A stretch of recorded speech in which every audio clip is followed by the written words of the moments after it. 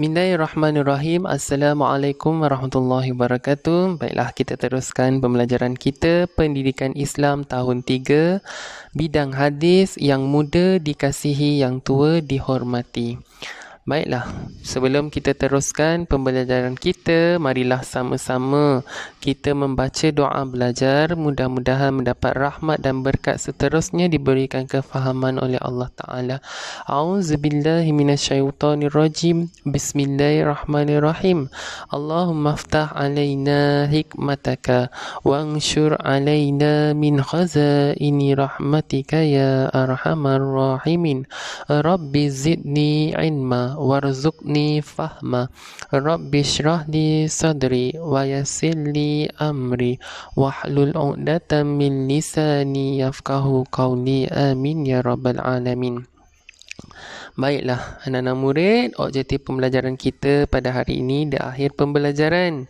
Murid-murid dapat yang pertama menyatakan maksud hadis, kedua menyatakan kepentingan hadis, ketiga menyatakan dalil nakli berkaitan dengan yang muda dikasihi, yang tua dihormati, seterusnya menyenarai adab-adab mengasihi orang muda, seterusnya menyenarai adab-adab menghormati orang tua, menyenarai kesan-kesan mengasihi orang muda, dan menyenarai kesan-kesan menghormati orang yang lebih tua. Baiklah, sebelum kita teruskan pembelajaran kita, marilah sama-sama kita tekan langgan atau subscribe channel saya dan tekan loceng supaya tidak terlepas daripada video-video pembelajaran terkini. Mudah-mudahan memberikan manfaat. Kita teruskan dengan maksud hadis. Apakah yang dimaksudkan dengan hadis? Hadis merupakan perkara yang disandarkan kepada Nabi Muhammad SAW, sama ada dari segi perkataan, perbuatan, pengakuan ataupun sifat baginda. Rumusannya di sini ialah apa-apa perkara sahaja yang disandarkan kepada Nabi Muhammad, sama ada daripada perkataan baginda ataupun perbuatan Nabi Muhammad SAW, pengakuan Nabi Muhammad SAW dan sifat Nabi Muhammad SAW, itu merupakan hadis. Jadi kita lihat yang seterusnya. Apakah kepentingan hadis? Hadis ada kepentingannya. Kita lihat satu persatu. Pertama, hadis merupakan sumber hukum yang kedua selepas Al-Quran. Maknanya ialah sumber hukum yang pertama dalam agama Islam ialah Al-Quran. Seterusnya, selepas Al-Quran, sumber hukum kita hendaklah merujuk kepada hadis. Itulah maksudnya. Yang kedua, hadis ini penting kerana berfungsi untuk menjelaskan hukum secara lebih terperinci. Jadi, hadis ini lebih memberikan gambaran ataupun memaklumkan atau menjelaskan sesuatu dengan lebih mendalam dan terperinci berkaitan dengan hukum. Seterusnya kita lihat pula dalil nakli yang berkaitan dengan yang muda dihormati, yang tua, yang muda dikasihi, yang tua dihormati. An Ibn Abbas qala Rasulullah sallallahu alaihi wasallam laisa minna man lam yarham saghirana wa yuwakkir kabirana. Yang bermaksud daripada Ibnu Abbas berkata, Rasulullah sallallahu alaihi wasallam bersabda, bukan daripada golongan kami orang yang tidak mengasihi orang yang lebih muda dan tidak memuliakan orang yang lebih tua. Riwayat Abi Daud dan At-Tirmizi. Daripada hadis ini, dapatlah kita ambil pengajaran dan iktibar bahawa Rasulullah sallallahu alaihi wasallam amat menyukai orang yang mengasihi orang yang lebih muda dan menghormati orang yang lebih tua. Sesiapa sahaja yang lebih muda daripada kita, itulah orang muda. Sesiapa sahaja yang lebih tua daripada kita, walaupun jaraknya tidaklah jauh dari segi umur, tetap juga lebih tua dan perlulah dihormati. Baiklah, kita teruskan dengan adab-adab mengasihi orang muda. Orang muda, apakah adab-adab yang perlu kita lakukan, amalkan, yang boleh kita buat? Kita lihat satu-satu. Untuk orang muda, kita sebagai yang lebih tua mestilah berbicara dengan nada yang mesra. Bila kita bercakap dengan orang yang lebih muda dan orang-orang lain juga, mestilah bercakap dengan nada yang mesra. Mudah-mudahan bila kita bercakap dengan mesra itu dapat menyebabkan orang lebih rapat dengan kita dan orang lebih rasa senang untuk mendekati kita. Seterusnya, kita juga mudah untuk merapatkan lagi silaturahim.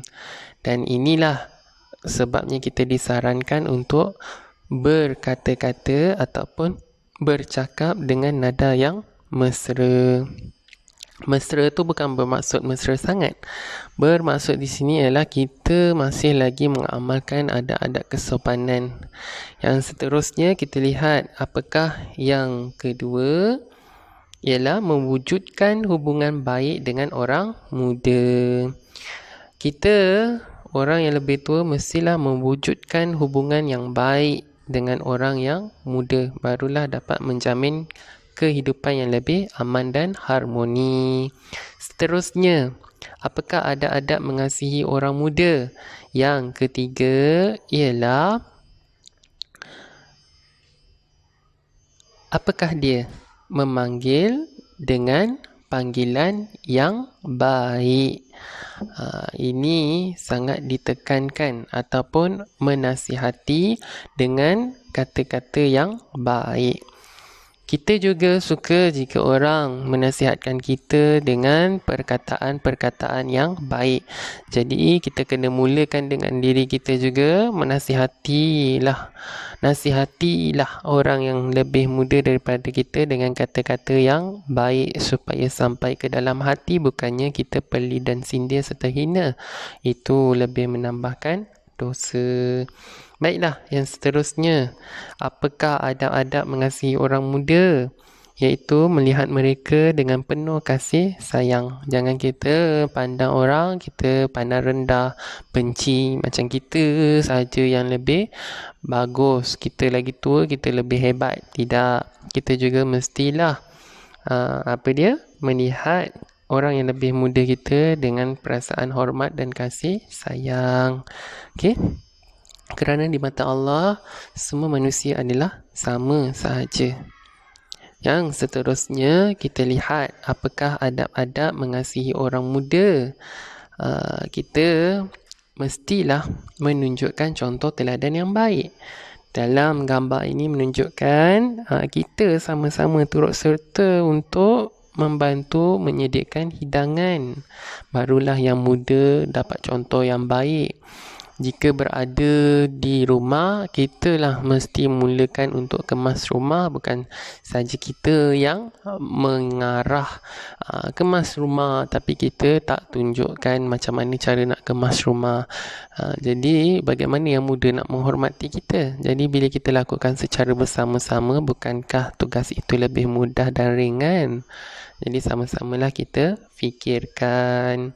Kita teruskan lagi dengan adab-adab menghormati orang yang lebih tua. Yang pertama, yang muda mesti ingat, kita mestilah memanggil dengan panggilan yang terhormat. Contohnya, kita panggil kak, abang, pakcik, makcik. Jangan kita panggil nama sahaja kerana mereka lebih tua daripada kita. Gunakanlah gelaran yang baik. Bila kita menggunakan gelaran yang lebih baik, bukankah itu lebih sedap didengar? Dan itulah tanda kita menghormati orang lebih tua. Seterusnya, yang kedua, adab-adab menghormati orang tua ialah meminta nasihat dan bimbingan. Apa-apa perkara yang ingin dilakukan, sekiranya kita tidak tahu, kita bolehlah meminta nasihat dan bimbingan daripada orang tua, kerana orang tua yang akan memandu kita berdasarkan pengalaman mereka. Tak ada orang tua yang nak tengok orang muda berada di dalam kesusahan atau kemusnahan. Jadi, apalah salahnya kita meminta nasihat daripada yang lebih tua? Tak salah pun. Yang seterusnya ialah memberi salam. Jumpa sahaja kita beri Assalamualaikum. Automatik akan dijawab Waalaikumsalam. Baik, kita lihat apakah adab-adab menghormati orang tua yang seterusnya ialah sopan santun dalam berbicara. Kita orang Melayu ataupun orang Cina ataupun orang India, walau kita beragama Islam, itulah tandanya kita mestilah mengamalkan kesopanan dalam berbicara. Bagaimana Nabi Muhammad SAW berbicara dengan sopan, kita mestilah ikut sekali. Berbicaralah dengan sopan santun. Itulah tanda tingginya budi akhlak awak. Seterusnya, yang kelima ialah ringan tulang untuk membantu. Jangan tunggu orang tua minta tolong, orang yang lebih tua minta tolong, baru kita nak tolong. Kita nampak sahaja, walaupun orang yang lebih tua tu tak pun minta tolong, kita mestilah ringankan mulut untuk bertanya, boleh tak saya tolong? Ringankan badan kita yang muda ni, yang lebih kuat ini, tawarkan, boleh tak saya tolong angkat? Mesti punyalah. Inilah yang sangat disukai, kerana awak membantu tanpa diminta. Itulah sebaik-baik pertolongan. Apabila kamu mengamalkan pertolongan ini, insya-Allah Allah juga akan tolong kamu juga dalam keadaan-keadaan yang lain. Yang baik akan dibalas dengan kebaikan, percayalah. Seterusnya kita lihat yang keenam, taat kepada orang tua. Kita mesti taat, wajib taat kepada orang tua selagi benda itu adalah benda yang baik. Seterusnya kita lihat apakah adab-adab menghormati orang tua. Kita sebagai orang muda mestilah bersikap lemah lembut. Dalam keadaan sekarang ataupun akan datang ataupun sampai bila-bila, mestilah mengamalkan sikap lemah lembut. Ataupun untuk mudah faham, jangan kita bersikap kasar, tengking orang yang lebih tua, kerana itu bukanlah kesopanan yang diajarkan kepada kita. Kita kena fikir, bila kita kasar dengan orang yang lebih tua, bayangkan kalau kita dah ada anak, nanti anak kita kasar, tengking kita, perasaan kita. Jadi kita mestilah fikir dahulu sebelum melakukan sesuatu. Baiklah, kita teruskan lagi dengan mendahulukan orang tua dalam semua hal. Dalam bab-bab, contohnya dalam gambar tu menunjukkan makanan, kita mestilah mendahulukan orang yang tua. Kita jangan mendahulukan perut kita sendiri. Mestilah kita jemput orang yang lebih tua untuk makan dahulu. Itu adalah salah satu daripada ketinggian adab. Baiklah, marilah sama-sama kita lihat pula apakah kesan mengasihi orang yang lebih muda. Yang pertama, apabila kita mengamalkan adab mengasihi orang yang lebih muda, yang pertama ni kita akan disayangi dan dihormati. Yang kedua, keluarga hidup aman bahagia. Tak percaya, kenalah mula lakukan. Seterusnya, masyarakat hidup aman kerana kita saling mengamalkan adab-adab.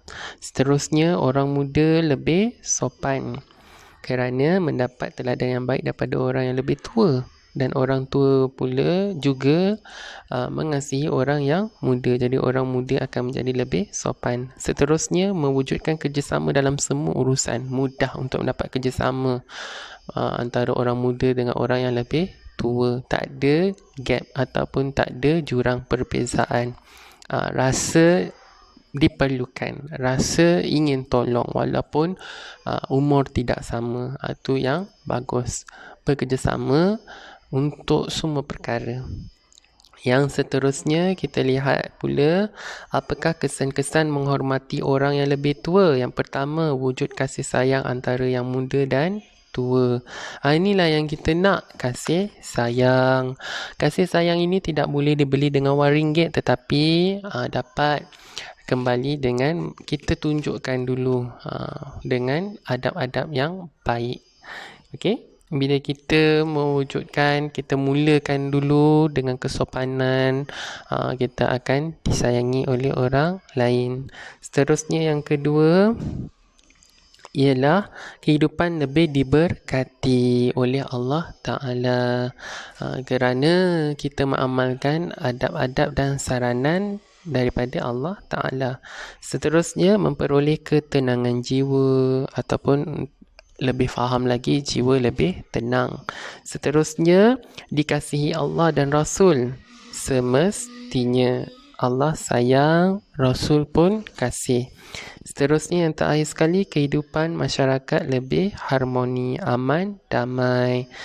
Jadi, sebagai rumusannya, marilah kita renung sama-sama. Apa yang boleh kita belajar di sini ialah nilainya menghormati orang tua setiap masa dan berkasih sayang akan membentuk masyarakat yang harmoni. Dan yang kita boleh rumuskan ialah kita hendaklah menghormati orang yang lebih tua dan sayang kepada orang yang muda agar kehidupan kita lebih diredai, diberkati seperti yang disarankan dalam hadis. Ingat ya, jangan lupa untuk hormat orang yang lebih tua dan sayang orang yang lebih muda. Kita nilai balik objektif pelajaran kita pada hari ini. Yang pertama, dapatkah kamu nyatakan maksud hadis? Yang kedua, menyatakan kepentingan hadis. Apakah kepentingan hadis? Ada berapa tadi kepentingan hadis? Boleh kamu senaraikan? Yang ketiga, apakah dalil nakli, riwayah siapa berkaitan dengan orang muda dikasihi, orang tua dihormati?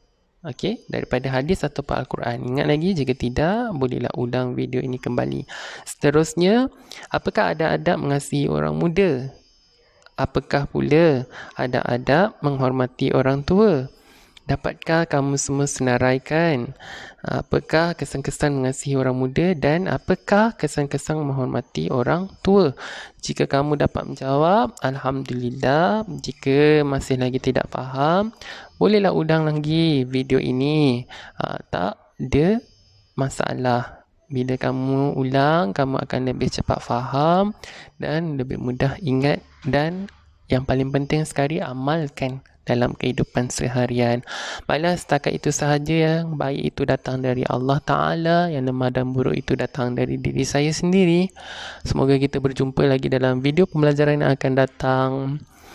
Mudah-mudahan kamu semua faham dan menjadi orang yang bermanfaat kepada agama, bangsa dan negara. Itu doa saya, insya-Allah. Assalamualaikum warahmatullahi wabarakatuh.